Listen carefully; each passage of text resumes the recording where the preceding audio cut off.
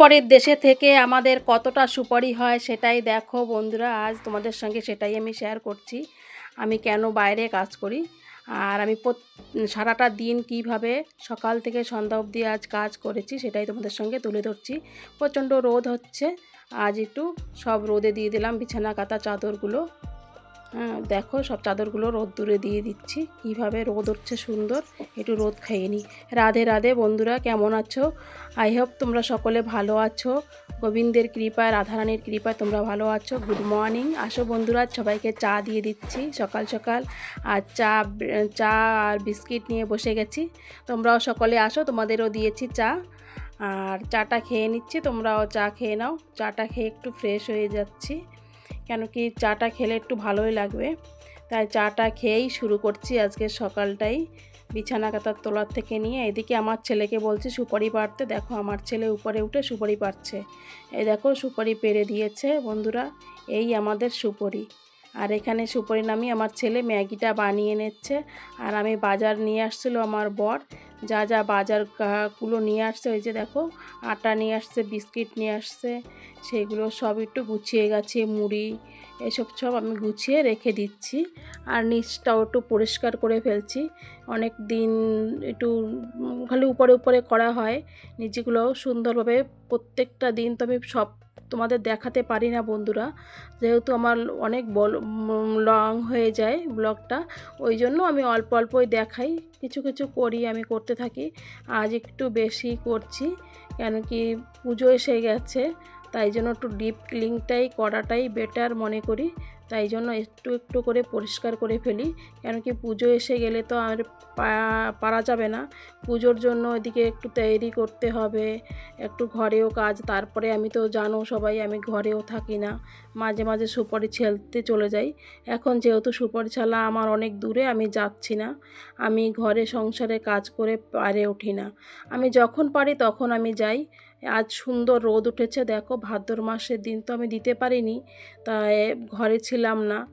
আর যখন ছিলাম তখন হয়তো বৃষ্টির সময়, তাই আজ আমি রোদে দিয়ে দিচ্ছি। রোদটা সুন্দর রোদ উঠেছে সকালে, রোদটায় আমি কাঁথা কাপড়গুলো সব রোদে দিয়ে দিচ্ছি।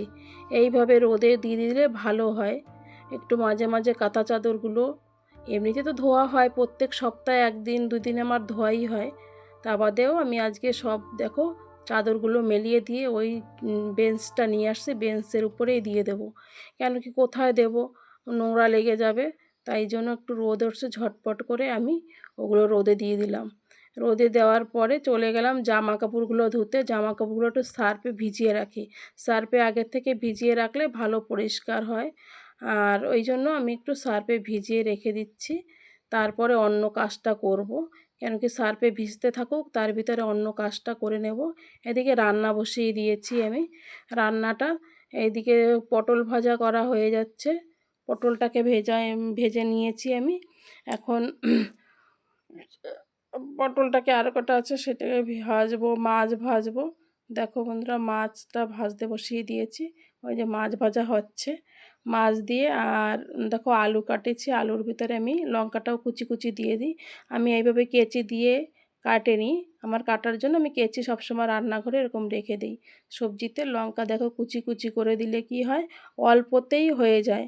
অল্প দিয়েই সংসার কি করে চালাতে হয় সেই বুদ্ধি খাটিয়ে সংসারে সম্পূর্ণ কাজটা করতে হয়। তাই জন্য আমি সব কাজেই একটু বুদ্ধি খাটিয়ে খাটিয়ে করি, যাতে আমার সংসারে অপচয় না হয় জিনিসের। সেই জন্য আমি লঙ্কাটা কেটে নিচ্ছি, নেওয়ার পরে দেখো আমার উল্টাপাল্টা হয়ে যাচ্ছে। ওই সবজির ভিতরেই আমি মাছ তুলে দিচ্ছিলাম। এবার জিরে ফোড়ন দিয়ে, রসুন ফোড়ন দিয়ে বসিয়ে দিলাম আলুটা ভাজতে। আলুটা ভাজে আমি তার ভিতরে রসুনও ছেঁচে নিয়েছি, রসুনটাও দিয়ে দিলাম। বন্ধুরা একটু লবণ বেশি হয়ে গেছে, ফেলে দিলাম।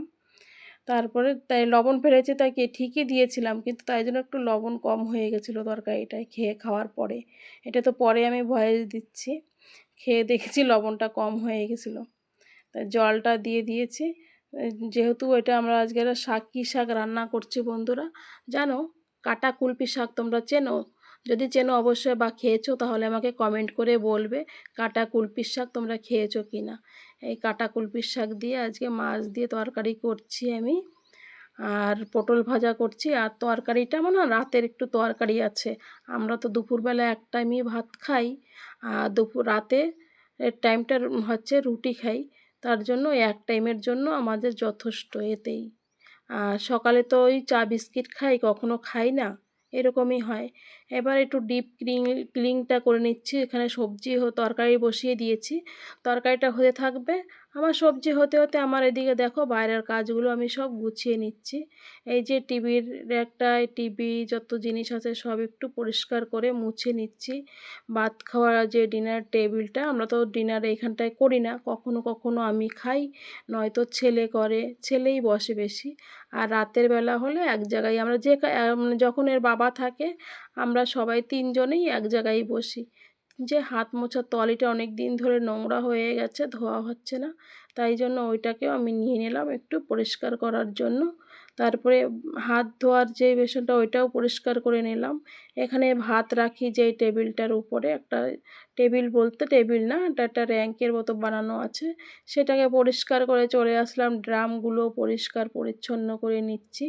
বলছি আজকে একটু ডিপ ক্লিনই করব, সব কিছু একটু ক্লিন করব, তাই জন্য আমি সবসময়ই করি, যেহেতু ওই জন্য অতটা নোংরা হতে পারে না। কেন কি আমি করতে থাকি বন্ধুরা, তোমাদের সঙ্গে শেয়ার করা হয় না অবশ্য, কেন কি আমি অফ ক্যামেরাই করি বেশিরভাগ। ওই একটু একটু পরিষ্কার কোনো মতে করে দিচ্ছি, কেন কি এদিকে প্রত্যেকটা জিনিস ধরলে তো হয় না। তোমাদের এই রুমটা কখনো তোমাদের সঙ্গে শেয়ার করা হয় না বন্ধুরা। আর তোমরা যদি আমার হোম ট্যুর ভিডিও দেখতে চাও অবশ্যই আমাকে কমেন্ট করে বলো বন্ধুরা। তোমরা হোম ট্যুর ভিডিও যদি আমার দেখতে চাও, আমার আমার ঘরটা কেমন কী বৃত্তান্ত আশপাশে তোমাদের একটু দেখাবো। যদি তোমরা দেখতে চাও তাহলে আমাকে কমেন্ট করে বলো। আমার হোম ট্যুর ভিডিও যদি তোমরা দেখতে চাও তাহলে আমার ঘরটা তোমাদের একদম পুরোটাই দেখাবো, যে আমার ঘরটা কেমন কী বৃত্তান্ত, কত বড়, সেটাও আশেপাশে কেমন জায়গা, আমি কেমন ঘরে বাস করি। তোমরা যদি দেখতে চাও অবশ্যই কমেন্ট করে বলো, তাহলে আমি নিশ্চয় তোমাদের দেখাবো আমার হোম ট্যুর ভিডিওটা। আর আমার যত দিদি ভাই দাদা ভাইরা আছে, যারা আমাকে কমেন্ট করো, আমার ভিডিওগুলো দেখো, তোমাদের অসংখ্য অসংখ্য ধন্যবাদ বন্ধু এবং দাদা ভাই দিদি ভাইরা। আমার বড় দাদা ভাই আমাদের মা সমতুল্য যারা আছে, বাবা সমতুল্য, তাদের আমার প্রণাম। আর ছোটোদের আমার আন্তরিক ভালোবাসা। এই নিয়েই আমার ব্লগটা চলে বন্ধুরা। তোমরা আমার বন্ধু, তোমরা আমার দাদা, তোমরা আমার ভাই বন্ধু, সবাই আমার পরিবারের লোক, তাই জন্য তোমাদের সঙ্গে আমি সব কিছুই শেয়ার করি। তাই জন্য আমার পরিবারের লোক যদি না হও তাহলে তোমরা এগিয়ে নিতে আমাকে পারো না। এদিকে প্রচণ্ড গরম, দেখো আমার বর দোকান থেকে এসে কষ্ট হয়ে গেছে, দেখো সানে নিচে শুয়ে পড়েছে। এদিকে আমি ঝটপট করে জামা কাপড়গুলো ধুয়ে নিলাম, ধুয়ে স্নান করতে চলে আসলাম। একসঙ্গে স্নানও করে নিয়েছি, কেন কি যত তাড়াতাড়ি পারি, আমার বর আবার ভাত খাবে দুপুরবেলা, সকালে তো তারা কেউই খাই না আমরা, খিদেও পেয়ে গেছে আমারও।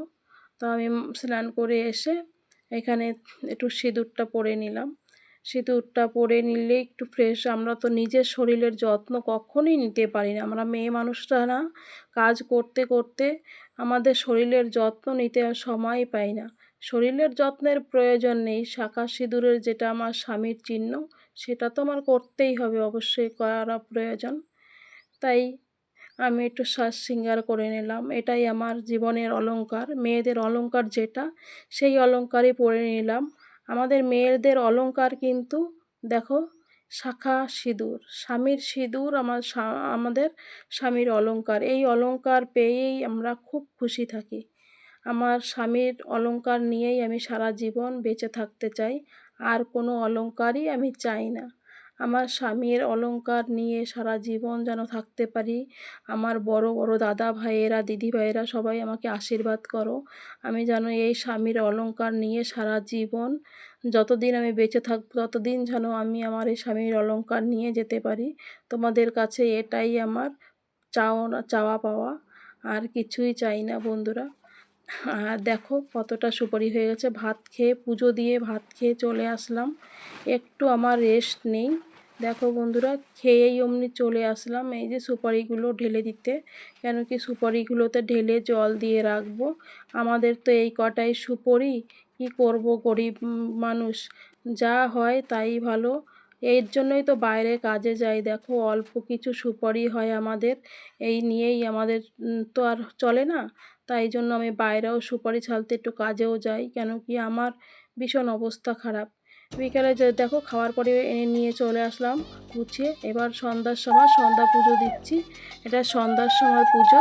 এখানে বেজে গেছে 6:30, কেন কি মুরগিগুলো তাং করছিল, তাই মুরগিগুলো ওই করতে করতে আমার একটু লেট হয়ে গেছে। এখানে আমি কৃষ্ণ নাম করে নিচ্ছি। হরে কৃষ্ণ পুজো আমি আরতি করে আমি কৃষ্ণ নাম সবসময়ের জন্য হরে কৃষ্ণ কৃষ্ণ কৃষ্ণ হরে হরে এই নাম করার পরে চলে আসলাম আমার মন্দির ঘরে। মন্দিরে এসে আমার মন্দিরে ঠাকুরকে, গোপাল সোনাকে, দত্ত গোবিন্দকে, আমার লক্ষ্মী নারায়ণ আছে, সবাইকে আমি জানা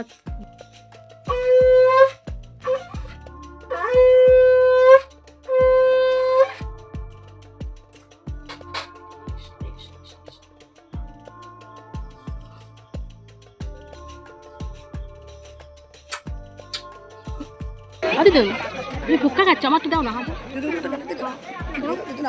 দেবো না? ওই দেখো ফুচকার দোকানে আরো দেবো, ওইখান থেকে দেবো, আরো দেবো, দাও দাও, আরো দেবো, দাও। মা কোথায়? মা মা মা গলে বাবা, মা আপে না।